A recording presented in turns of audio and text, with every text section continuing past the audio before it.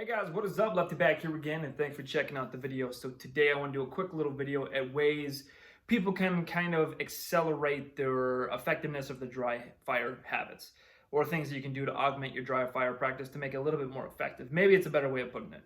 Now, obviously, there's a lot of cool systems out there nowadays that are, I think, a little bit cost prohibitive. They're up in the $200, $300 range that have to do with either some of the CO2 blowback things where it actually will cycle your slide. I think those are very cool. I think those are kind of unnecessary in the large scheme of things. And I think there's also the other ones with the laser pointing sight system. I don't really remember the name of these things because I'm just really not interested in them because, I don't know. For me personally, I'm looking at more of what are some things that I have around the house or things, or what are very cheap alternatives to help me kind of improve the effectiveness of my dry fire. So that's what I want to talk about today. So let's get right into it. Okay, so obviously we have a lot of things that we can do to kind of make dry fire practice more effective for us, right? So like we do it consistently and we do it like intentionally, right? So we're focused, we have everything else clearing out of the room, and we have our 15 minutes a day or whatever you want to do it to make sure we get down to business and get those reps in and do it very well. Kind of like when you go to the gym, you don't want to be like fucking around looking at ass, walking around and stuff like that. Just get to your bench, get to your lift, whatever machine you're doing, and pump that shit out and get the hell out, kind of thing. Make sure you're using your time effectively, sort of thing. So a couple of the things that I want to do is just talk about some things that we can do to obviously help our dry fire practice. And one of them I think is probably a very well-known piece of gear, which are Snapcaps. Now obviously you can use in certain kind of drills, or I guess if you want to call them, you can use actual empty casings, but I think Snapcaps are probably a little bit better. They look like this. They come in a little bit different type of design and stuff like that. These are actually made by Tipton, excuse me, Tipton. I will put a link in the description if you want to pick them up. They have a whole bunch of different calibers and stuff like that, shotgun pistol. These are probably my favorite. They are a plastic body with an actual brass rim around the edges, and I have used these fucking things for, oh god, probably like at least 5 years. Always off and on, just hardcore here and there, and then kind of leaving them sit for a bit and then using them again. But they do have the plastic body, they do have the brass rim, as I said before. They do have kind of this false primer kind of thing. Now, this can kind of be useful if you have, let's say you're working on a gun, if you don't know if the actual striker is working or the actual hammer is dropping or whatever, you can put this in a gun, load it up, drop the hammer, and see if you actually get a striker strike, a primer strike on the actual whatever. So this is only good for like 1 or 2 rounds, if that makes sense. So this obviously will not increase any more than that, but they do have a kind of a fake primer. And also the primer is actually spring loaded. If you can see, if it will a little bit there, you can see like there actually is a little bit of a spring in there if you are at all concerned about wearing out your gun by doing a whole bunch of dry practice, which is actually kind of a disproven thing. So I think those are very good. Now, obviously those can come into handy when you're doing either reloads or something like that. And obviously I have some footage that I would like to show as well as we get a little bit later down there. But obviously if you're working on reloads and shit like that, obviously it's kind of a, it's, you actually have that, the problem with doing magazine reloads, for instance, with an empty gun is a lot of times they are significantly harder than they would be when they have actual rounds in them, which is not a bad thing because then it makes it more difficult, and under stress it's going to be like butter anyway. But I think it gives you a little bit more of a feel when you actually load the gun. Like everybody knows there's a little bit of a chunkierness and there's a feel and a sound to it when you actually load a round into your gun. So that gives you kind of a cognitive positive loop back there. So what you're looking for, it kind of reinstitutes that feeling. So if you load a magazine and you slam that slide down, it doesn't feel like that, and your brain kind of knows it intuitively after you do it so many times. You can know something is up. And also this is obviously going to work a lot better than doing actual empty casings, because obviously empty casings will not work. And then if you actually are using these, for instance, you can use this in live fire and just kind of have somebody load your magazines, or just kind of non-discriminately start loading your magazine, work these in there as well. And they are bright red, even though they do have the brass tip there. They are bright red, so you're not going to be able to, accidentally think they are ammunition when they are in fact not. Then obviously for malfunction clearances, there's a whole bunch of things you can do with Snapcaps, and then also for training as well for people that are new to guns and stuff like that. They don't want to actually load a live round. You can load that for them and have them play around with that. So you can obviously show how do you, get them out of the gun and stuff like that. So those are, I think, really cheap, and those ones last forever. One other thing too that I want to say, that it depends on the caliber. I have not had too many issues with these ones. It will depend on the barrel though. I do have an aftermarket barrel from S3F in one of my Glock 23s that I converted into a 9mm Glock. That has a little bit of an issue for whatever reason. I don't really know why.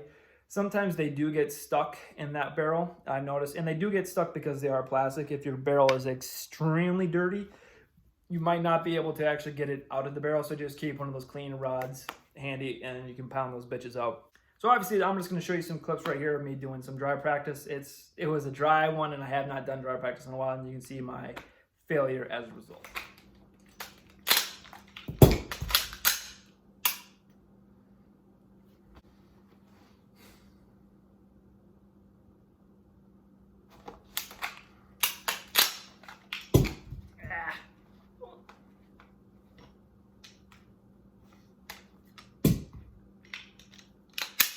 So yeah, pretty fucking bad, but that's why I've been practice anyway.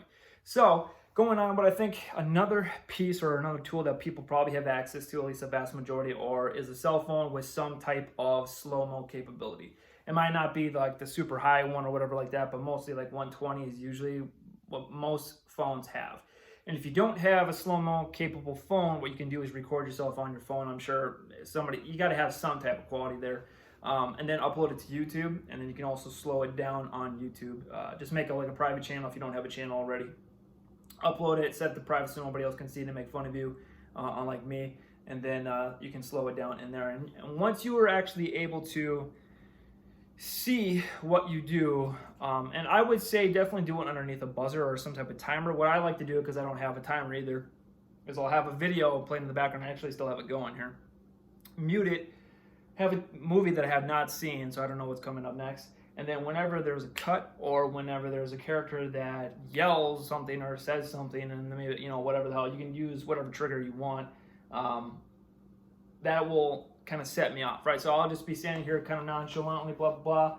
Oh no, scene changes, I pull the gun and I do whatever drill I want to do. Because my main focus when I'm doing dry fire practice is getting the gun out.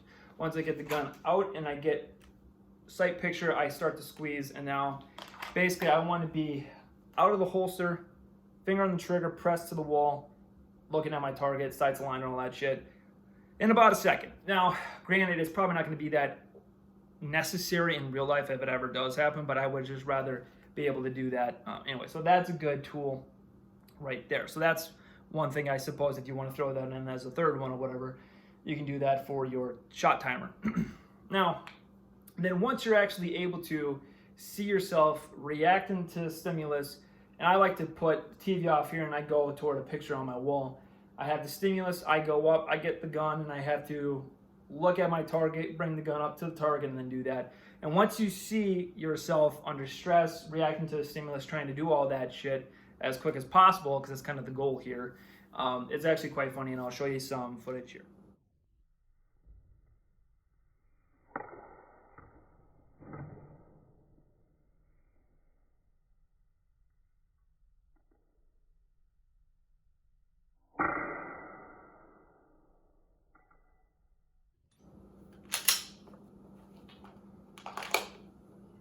And I was very certain to make sure I wore an undershirt, because in slow motion, man, even anorexic and bulimic people are just, there's just so much jiggle in slow motion. I had to put a shirt on to cover it up, and I think you can still kind of see it anyway. So I feel a little bit bad about myself, but hopefully this video was helpful for some people that are maybe looking for some fun ways to do some things with some things they have around the house, or some very cheap alternatives they have as well.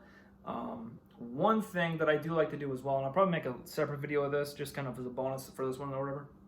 If you have a tripod and you have a phone, obviously that's what I use to record. You can use it as kind of a bad guy kind of thing if you wanted to do kind of practice either room clearance, or like, let's say somebody's in your house or some shit and you have to come up. You can basically stage them in a random corner, or have your significant other, partner, or imaginary friend do it. You know, they'll pick a corner, you come up into a room, have yourself recorded from there so you can see yourself from the bad guy's point of view, if that makes any sense. So say like I was coming up these stairs right here and I have the camera over here. Well, this is basically like a deadly funnel because this is just a wide open living room, kitchen area and stuff like that. Trying to get up these stairs, I would have to just scan here and then just come quickly up into the room. And by the time I see wherever the camera is at that point, how exposed were I and how slow was I? So that's another thing. I kind of want to do that in a separate video because I think that's actually really useful information for people. And that's kind of more out of the realm sort of thing, but I just kind of threw that in there because it's actually a very fun technique if you want to spice up your dry fire practice and all that stuff. But anyway, thank you guys for watching. That's the end of the video. Links down below if you want to support the channel. I did notice a couple people did buy some stuff from my Amazon page. I greatly appreciate it. Thank you very much. Kind of the funny thing too is I actually had that Amazon associate page a while ago and there was no clicks on it. So it was actually, I think it was literally like a week or two from expiring or whatever because I had no business on it. So anyway, that's kind of funny. But anyways, that's aside the point. Thank you guys for watching and yeah, be good.